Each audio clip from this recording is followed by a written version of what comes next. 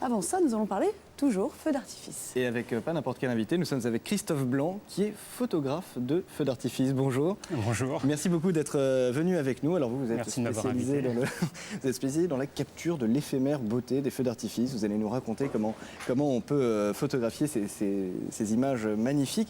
Mais justement, comment est-ce que vous êtes arrivé à vous spécialiser dans ces feux d'artifice? Ça doit pas être une discipline très répandue chez les photographes. Vous étiez d'abord photographe avant d'être passionné de feux d'artifice? Voilà, c'est-à-dire j'étais photographe amateur. Je suis pas photographe professionnel, j'étais photographe amateur, passionné par la photographie assez jeune.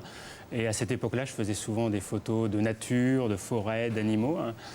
Et j'ai la chance d'habiter dans l'Oise, pas loin de Chantilly, où a lieu depuis 87 un grand concours international de feux d'artifice auquel j'ai assisté dès ses débuts. Et ces grands feux d'artifice dans ce domaine de Chantilly qui est magnifique m'ont donné l'idée de joindre ces deux passions qui étaient la photo et le plaisir d'assister aux feux d'artifice.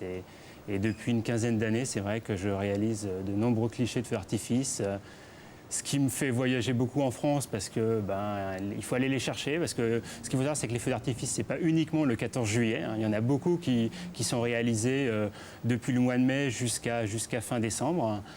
Et c'est vrai que je suis amené à voyager beaucoup pour aller chercher des beaux spectacles. Alors en l'occurrence ce soir, vous allez photographier le grand feu d'artifice de Paris, dont on a vu les préparatifs tout à l'heure. Juste une question d'ordre un petit peu artistique. Qu'est-ce qu'il y a d'intéressant pour un photographe dans le feu d'artifice? Ce sont les couleurs, c'est la lumière, c'est une combinaison des deux, c'est les contrastes avec la nuit? C'est aussi le défi un peu, non? Il y a vraiment trois paramètres auxquels je m'intéresse beaucoup. Le premier, c'est vraiment l'effet graphique du feu. Et ça, c'est vrai que les artificiers concepteurs français sont assez renommés pour ça dans le monde.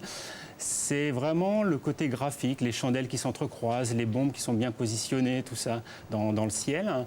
Le deuxième, c'est la couleur. Donc, c'est les feux qui peuvent être très colorés ou aussi très, très monochromes.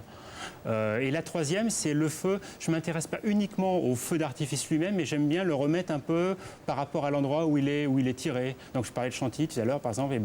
Mes photos de Chantilly, ce n'est pas que des photos de feu d'artifice, c'est des photos du château avec le feu d'artifice. D'ailleurs, on l'a bien vu là sur les images qui sont affichées à l'écran pendant que vous en parliez. Comment on photographie un feu d'artifice? Ça se fait de loin, de près? Y a-t-il des angles particuliers où il faut essayer de tout combiner? Il y a quelques techniques de base à prendre en compte. Ce qu'il faut savoir, c'est que pour photographier un feu d'artifice, l'ouverture de votre cellule au niveau de l'appareil photo va durer quelques secondes. Donc évidemment, il ne faut pas que ça bouge. Et pour cela, il faut le mettre sur pied. Donc l'appareil est posé sur un pied avec un déclencheur souple pour éviter toute vibration pendant la prise de vue. Et après, le deuxième paramètre, c'est le choix de l'ouverture, c'est-à-dire la quantité de lumière qui va venir s'imprimer sur la pellicule. Et ça, évidemment, ça dépend beaucoup du type d'artifice qui explose dans le ciel. On peut imaginer qu'une bombe bleue n'est pas très lumineuse, une bombe argent est très très lumineuse. Et ça, j'ai la chance, à travers mon site internet que j'ai mis en place depuis quelques années, d'avoir été contacté par les artificiers. Je commence à bien connaître le monde des artificiers. J'en suis certain de très près, comme je viens de voir que vous parliez de David Proto, qui est un ami, et que je suis beaucoup ces feux d'artifice. Et le fait de connaître les artificiers, ça me permet de connaître un peu comment va se dérouler le feu. Et ça, c'est un avantage certain pour la prise de vue, c'est de savoir un peu comment ça va se présenter. Est-ce que le feu d'artifice du 14 juillet aux Champs-Élysées est le plus beau de France? C'est un des plus beaux.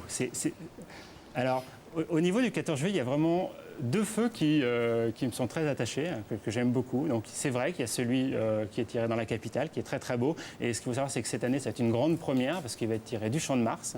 C'est ce qu'on appelle un feu à 360 degrés. C'est-à-dire que la foule sera tout autour du feu. Alors que normalement, il y a le feu d'un côté et la foule qui est de l'autre. Donc là, c'est vraiment une très grande nouveauté pour Paris.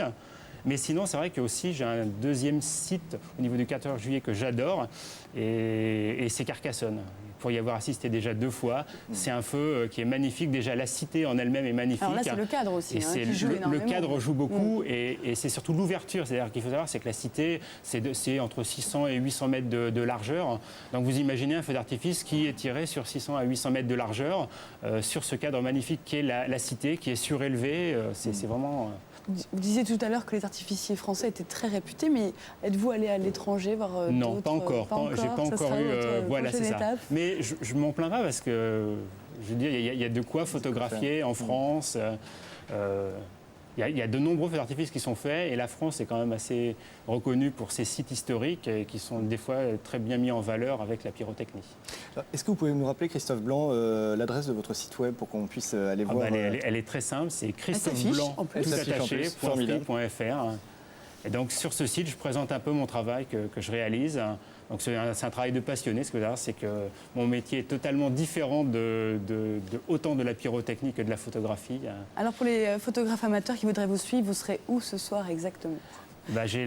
Alors je vais être un peu privilégié. Je vais être un peu privilégié ce soir parce que connaissant bien David Proto qui réalise le feu, je serai au 2e étage de la Tour Eiffel, ce qui me permettra d'avoir un point de vue en hauteur et inégalable. Voilà, tout simplement. je pense que ça va être assez sympa.